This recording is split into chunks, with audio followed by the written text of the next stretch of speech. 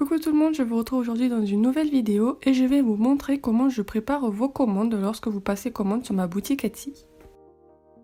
Donc tout d'abord, ce que je fais dès que je reçois une commande, en fait je vais voir à qui ça va partir, donc dans quel pays et ce que la personne a commandé. Ensuite je vais dans mon petit tiroir où j'ai tout mon matériel et je viens récupérer les cartes qui ont été commandées. Donc pour cette commande là, c'était 2 cartes format carte postale de la collection Lilo & Stitch. Je viens ensuite prendre ma carte de visite, vous pouvez voir je les ai fait sur Vistaprint si jamais vous vous posez la question. Je mets aussi quelques petits embellissements comme ce petit tag que je rajoute sur mon emballage. Je rajoute le petit cadeau qui est un sticker que vous avez dans toutes les commandes. Et je prends le reste du matériel dont je vais avoir besoin comme le tampon ou encore de la ficelle et bien sûr le plastique pour protéger les illustrations de la pluie et l'enveloppe. Je mets tout ça dans une petite assiette parce qu'en fait le bureau où je prépare mes commandes n'est pas à côté de l'endroit où je stocke mes illustrations. Donc je mets tout ça tout ensemble et je vais tout prendre ensemble pour pouvoir venir préparer la commande.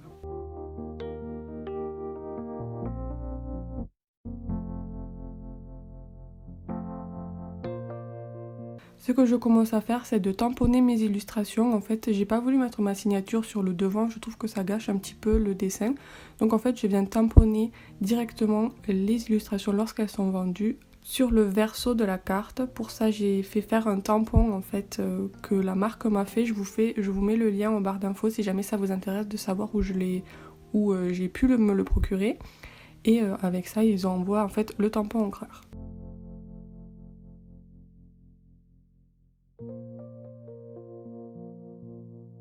Ensuite, je viens écrire un petit mot sur la carte de visite et c'est pourquoi ma carte de visite est blanche derrière.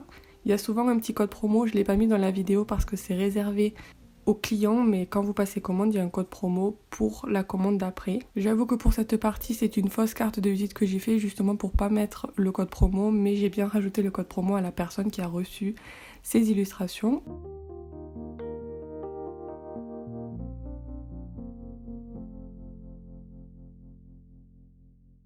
Puis je signe.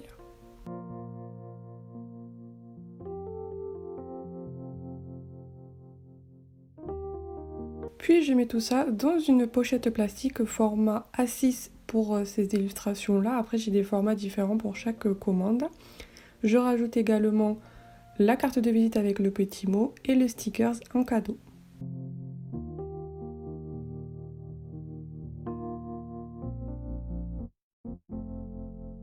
Je referme le tout, vous voyez que la pochette est légèrement plus grande, du coup je viens rabattre un des côtés avec un petit morceau de masking tape. La plupart du temps je le prends en fonction de la couleur des commandes et des illustrations choisies. Là un petit rouge ça faisait très bien l'affaire.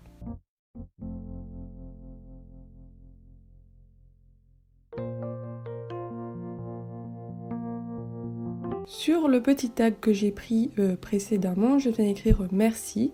Je l'écris toujours en français même si les illustrations partent dans d'autres pays parce que je trouve que c'est un super beau mot et en plus ça rentre pile poil dans le petit encart. Je viens prendre de la ficelle que je viens enrouler autour du paquet, je rajoute le petit tag et je fais un petit nœud. Voilà comment je fais mes illustrations, enfin comment je les habille, etc. Je trouve que c'est quelque chose de très plaisant d'avoir quelque chose de bien emballé lorsqu'on ouvre son petit colis ou sa petite commande.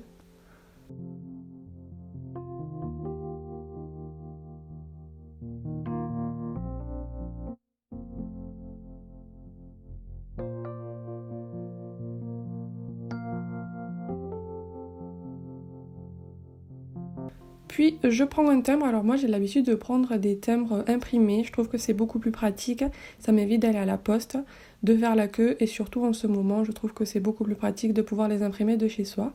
Donc voilà, là j'en ai un au motif printanier que je trouve très joli, vous pouvez avoir tout plein de motifs sur le site de la poste donc c'est vraiment cool et je viens coller ça donc sur l'enveloppe.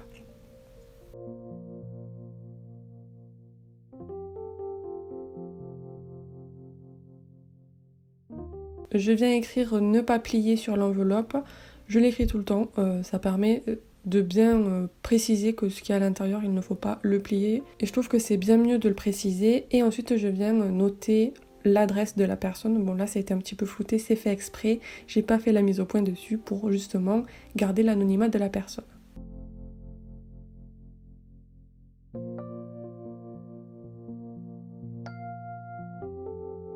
Je mets le tout dans l'enveloppe. Là, j'ai pu prendre une petite enveloppe parce que c'était simplement un format A6.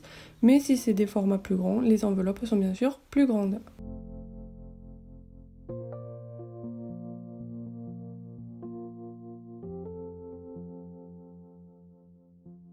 Et pour préciser que le petit envoi vient de moi, je viens mettre un petit coup de tampon sur l'enveloppe directement.